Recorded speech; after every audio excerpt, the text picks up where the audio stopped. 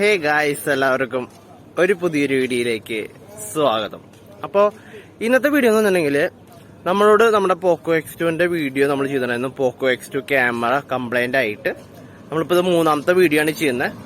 പോക്കോ X2ന്റെ camera complaint ആയിട്ട് നമ്മൾ റെഡിയാക്കാനായിട്ട് കൊടുത്തിട്ടുണ്ടായിരുന്നു. അപ്പോൾ നമുക്ക് പുതിയതായിട്ടുള്ള പോക്കോ X3 സ്മാർട്ട് ഫോൺ കിട്ടിയിരുന്നു. പുതിയതെന്നുണ്ടെങ്കിൽ റീഫർബിഷ്ഡ് ആണ്.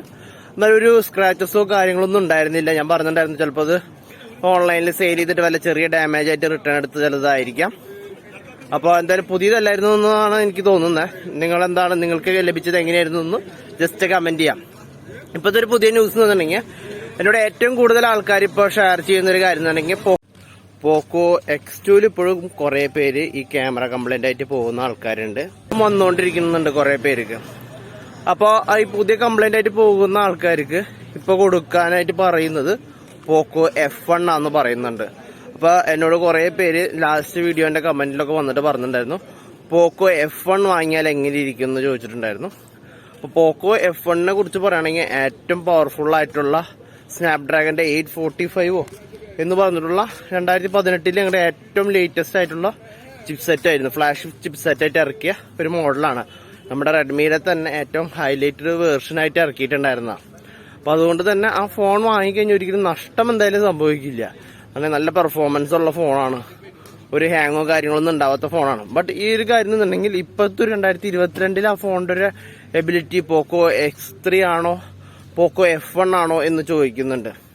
അപ്പോൾ കുറെ പേര് എന്നോട് പറഞ്ഞത് എല്ലാവരും വേണ്ട എന്ന് പറഞ്ഞ ആൾക്കാർ എനിക്ക് കുറെ മെസ്സേജസ് വന്നു. ഞങ്ങളോട് പറഞ്ഞത് പോക്കോ X2ന് പകരം പോക്കോ F1 കൊടുക്കാം എന്നാണ് പറഞ്ഞു. അപ്പോൾ കുറെ പേര് വേണ്ടെന്നാണ് പറഞ്ഞത്. അപ്പോൾ എൻ്റെ ഒരു ഒപ്പീനിയനിൽ F1 നല്ലൊരു ഫോൺ തന്നെയാണ് കേട്ടോ. അതിന് കംപ്ലൈന്റോ കാര്യങ്ങളോ പെർഫോമൻസിൽ കുറവോ അങ്ങനെയുള്ളൊരു ഫോണല്ല. അപ്പൊ നിങ്ങൾക്ക് ഏത് ഫോണാണോ അതിന്റെ ഒരു സ്പെക്ക് അല്ലെങ്കിൽ അതിന്റെ റിവ്യൂ കാണാം. എന്നിട്ട് നിങ്ങൾക്ക് ഇഷ്ടപ്പെടുകയാണെങ്കിൽ ആ ഫോൺ കിട്ടുകയാണെങ്കിൽ അതും കുഴപ്പമില്ലാത്തൊരു ഫോൺ തന്നെയാണ്. അപ്പോൾ ചിലപ്പോൾ പോക്കോ X3യുടെ ചിലപ്പോൾ ഇപ്പോൾ കറന്റ്ലി ഇതില്ലാത്തതുകൊണ്ടായിരിക്കും, എന്താ പറയാ, കറന്റ്ലി അവൈലബിലിറ്റി കഴിഞ്ഞുകൊണ്ടായിരിക്കും. ആ സമയത്ത് പോക്കോ X3 കുറെ ഉണ്ടാവും. അതുകൊണ്ടായിരിക്കും പോക്കോ X3 ആ സമയത്ത് കൊടുത്തത്.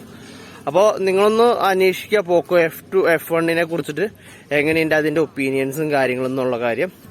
അത് കഴിഞ്ഞിട്ട് അതിന് നിങ്ങൾക്ക് ആവശ്യമുണ്ടെങ്കിൽ വാങ്ങാം. അല്ലെങ്കിൽ നിങ്ങൾക്ക് വീണ്ടും ഈ പോക്കോ X2 ഇത്രയധികം കംപ്ലൈന്റ് ആയതുകൊണ്ട് അതിന്റെ എന്താ പറയാ ബോർഡ് കിട്ടാൻ അവൈലബിലിറ്റി കുറവുള്ളത് കൊണ്ടായിരിക്കും ചിലപ്പോൾ അവർ വേറെ ഫോൺ തരാം എന്ന് പറയുന്നത്.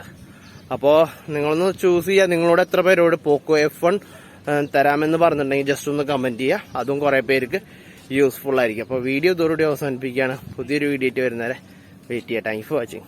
ബൈ.